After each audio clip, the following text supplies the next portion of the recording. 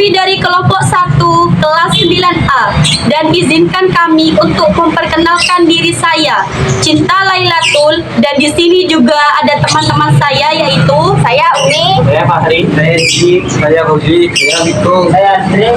Di sini kami akan membahas tentang keberagaman di Indonesia. Keberagaman yang akan kami bahas yaitu tentang keberagaman rumah adat di Indonesia. Indonesia sangatlah kaya akan keberagaman, baik budaya, suku, ras, dan agamanya. Aneka ragaman inilah yang membuat Indonesia menjadi negara yang kuat. Tanpa berlama-lama, simak pembahasan selengkapnya berikut ini. Rumah adat Provinsi Aceh, Krong Bade.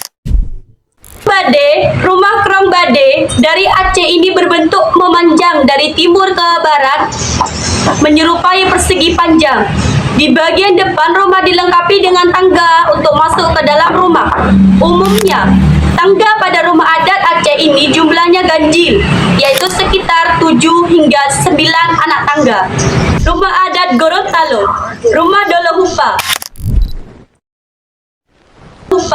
Rumah Dolohupa ini memiliki tiang kayu sebagai penopang dan juga penghias. Di kedua sisi rumah terdapat tangga yang merupakan lambang dari tangga adat Gorontalo, yaitu Toli Tihu. Rumah adat Sulawesi Barat, Rumah Boyang. Rumah boyang dari Sulawesi Barat berkonsep seperti panggung dengan tiang-tiang penopangnya. Tiang penopang tersebut tidak menancap ke dalam tanah, melainkan berdiri di atas batu datar agar rumah tidak tumbang.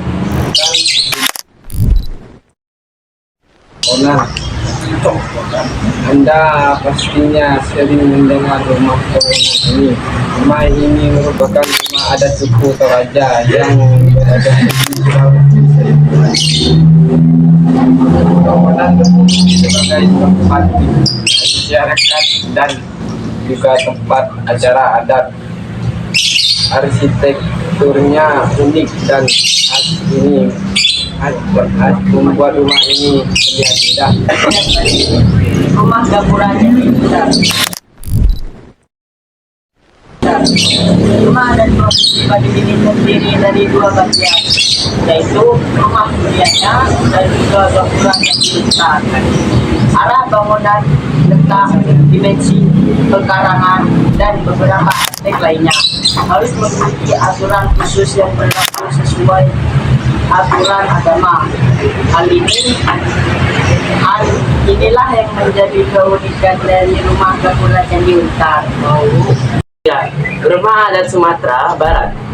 Dadang, rumah adat satu ini terlihat mewah. Berasal dari Sumatera Barat. Rumah ini memiliki beberapa atap yang runcing dan menjulang ke atas. Rumah adat Gadang terbuat dari ijuk dan bentuknya mirip seperti tanduk kerbau yang melambangkan kemenangan suku Minang dalam perlombaan adu kerbau di Jawa. Rumah adat Kepulauan Riau, rumah atap limas potong. Rumah adat dari Kepulauan Riau ini terlihat sangat sederhana, bentuk seperti rumah panggung yang memanjang ke belakang dan dinding kayu tersusun secara vertikal. Atap dari rumah adat limas potong memiliki 5 hubungan dengan menggunakan seng berwarna merah. Rumah adat Provinsi Jambi, Panggung. Rumah adat Provinsi dari Jambi ini adalah desain dan tertua di daerah tersebut dengan bentuk persegi panjang. Rumah adat Panggung dilengkapi dengan tangga di depan rumah. Orang-orang sering menyebutkan bagian atap dari rumah panggung ini sebagai gajah mabuk karena bentuknya yang menyerupai perahu dengan ujung melengkung. Biasanya rumah adat dari Jambi digunakan untuk tempat tinggal dan juga tempat bermusyawarah. Rumah adat Banten, rumah Baduy. Rumah adat dari Banten ini merupakan tempat tinggal suku Baduy. yang merupakan suku asli di wilayah tersebut. Biasanya suku Baduy membuat rumah ini menggunakan bambu dan ijuk untuk atapnya. Suku Baduy juga memiliki asas kekeluargaan yang amat kental. Inilah yang membuat mereka membangun rumah secara gotong-royong sebagai tempat tinggal. Adat Jawa Barat, rumah kesusahan. Rumah adat dari Jawa Barat ini merupakan peninggalan dari kerajaan Islam yaitu rumah yang sering disebut Keraton Kesepuhan ini merupakan kekuasaan dari keraton. Waktu Mati, tidak heran bila itu nama keraton terlihat unik dan mewah. Rumah adat Jawa Timur, Rumah Joglo. Memang merupakan ciri khas dari rumah joglo, memiliki 4 tiang penopang. Ini pula yang terlihat dari rumah adat Jawa Timur. Ciri khas dari rumah joglo ini terletak pada bentuk dan ukurannya yang unik dan juga makna seni yang tinggi. Umumnya, rumah joglo di daerah ini tidak hanya digunakan sebagai tempat tinggal, tetapi juga untuk menyimpan peninggalan sejarah.